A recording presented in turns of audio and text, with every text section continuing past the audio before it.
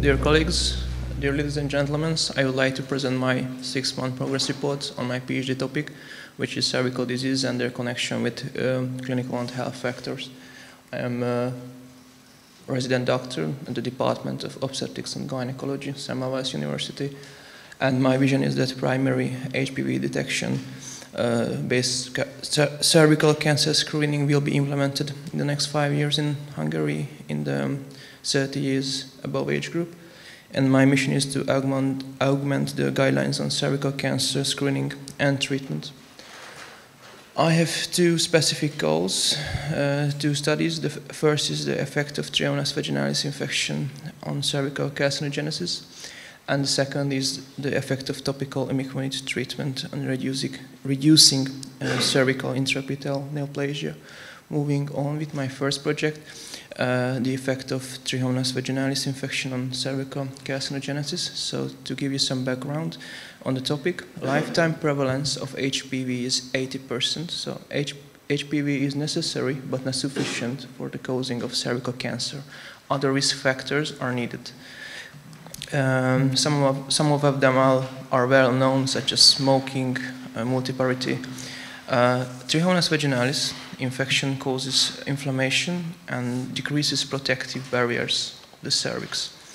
And there's a theory that this inflammation of the cervix might cause persistent HPV infection and the progress in cervical carcinogenesis. And Trichomonas vaginalis itself can carry HPV particles into the cervix. Our aim is to assess the effect of trichomonas infection on the increased risk of cervical carcinogenesis. This is our question here, that does trichomonas vaginalis infection increases the risk of cervical carcinogenesis? So our population were sexually active women. We were looking for TB infection, and our outcomes were HPV infection and cytological and histological findings.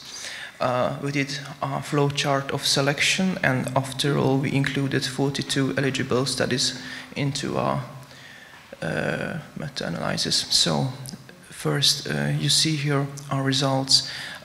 In connection with trichomonas vaginalis infection, where firstly we investigated HPV infection.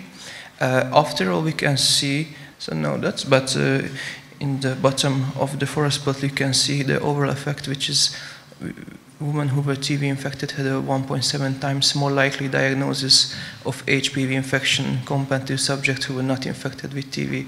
And we did a subgroup analysis because there was a substantial heterogeneity, and we found that PCR and stain were superior detection method of trichomonas infection,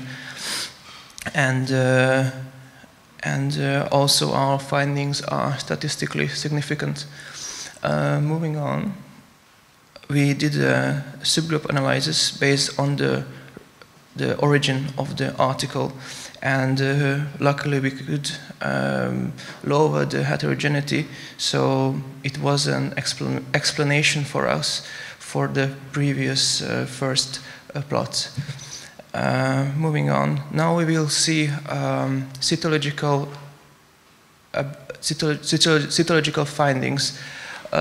We are going to the least severe to the most severe. This is the least severe type of cytological finding. We can see that women who were TB infected had a 2.4 times more likely diagnosis of ESCUS, this cytological finding, compared to women who were not TB infected.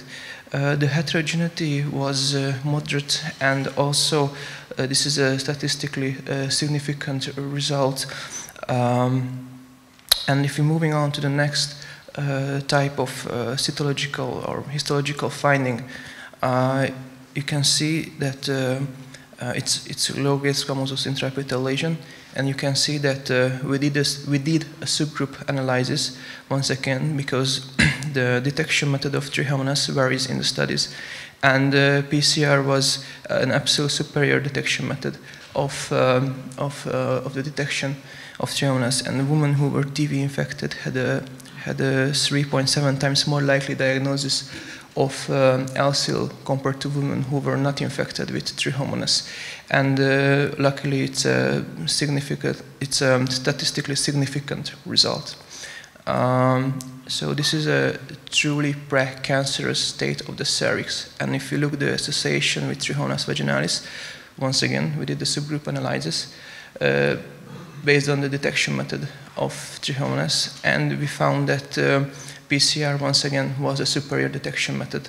And we found that women who were TB infected had a 3.8 times more likely diagnosis of high CIL compared to women who were not infected with trichomonas. And our heterogeneity was a bit high. We have to conclude that.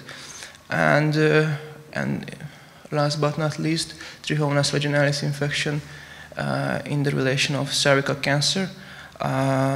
Subgroup analyses were made, and this time staining was a good detection method of trichomonas vaginalis, and we found a really high odds ratio.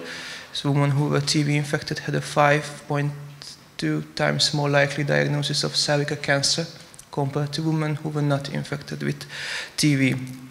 So we have many findings, and to sum up them, first, the strength of this meta-analysis is this is the first meta-analysis investigating in details the TB infection and its associations with HPV infection and cytological aberrations.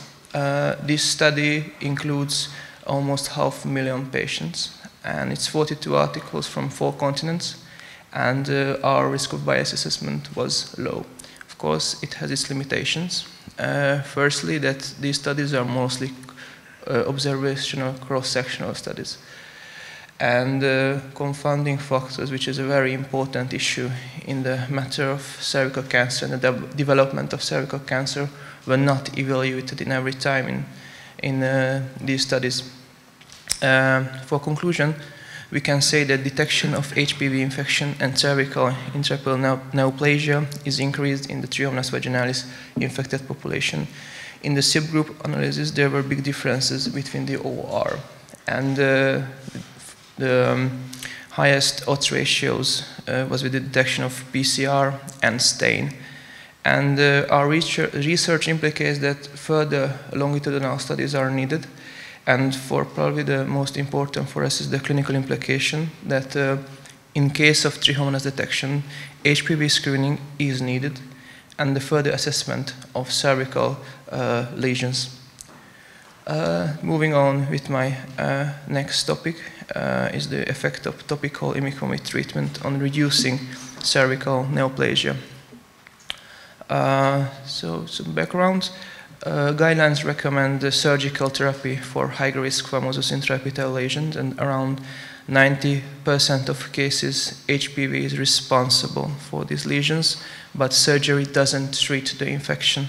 And topical imiquimod is an immune response modifying drug which has already been used for genital warts, basal cell cancer, and actinic keratosis.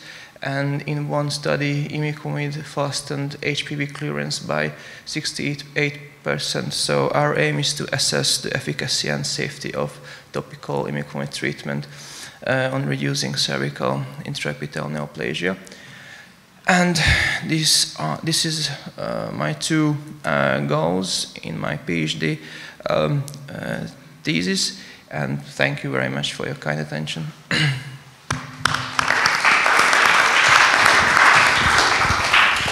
Congratulations, Balázs. One thing was unclear for me, but maybe I just missed that detail. So, did you investigate patients in your meta-analysis who ever had a trichomonas infection and then investigate if they develop an HPV infection or they have a current infection? So, that's the only thing that it was unclear for me. Yes, thank you very much for your question. Yes, so these are cross-sectional studies, meaning that they investigate trichomonas and the HPV and cytological finding at the same time. At the same time? At the same time, yes. So yes, so that's the limitation basically of the study. Yes, it is. Yes. Okay. Yes. I don't know if I'm remembering right. Did I ask you previously if all the HPV strains are similarly affected? You asked it before. So thank you. But it was not manageable. But please answer it, Balázs. Yes. Audience, yes. So it was not manageable to make a subgroup analysis based on the HPV strains, because the articles mostly they don't mention it, so there's not much information. Turn this upside down. Yes. And then look first, at least from the data. I mean, that was the probability of trichomonas when somebody have HPV. Can you do the same study on that direction? Yeah, sure. It's you can turn it upside down. I mean, these are STI infections, and